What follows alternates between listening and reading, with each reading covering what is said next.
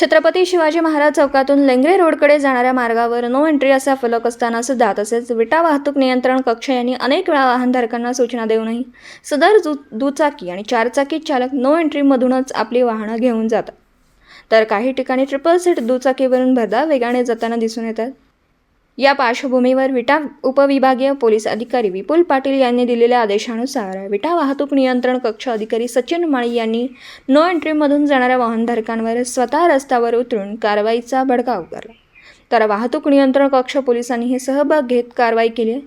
विटा पोलीस ठाण्याचे पोलीस निरीक्षक शरद मेमाणे यांनीही विट्यातील ज्या ठिकाणी वाहतुकीला अडथळा ठरत आहे, रस्त्यावरती कुठेही कशाही पद्धतीने दुचाकी चारचाकी वाहनं लावली जातात, त्यांच्यावर कारवाई करण्याचा आदेश वाहतूक विभागाला दिला।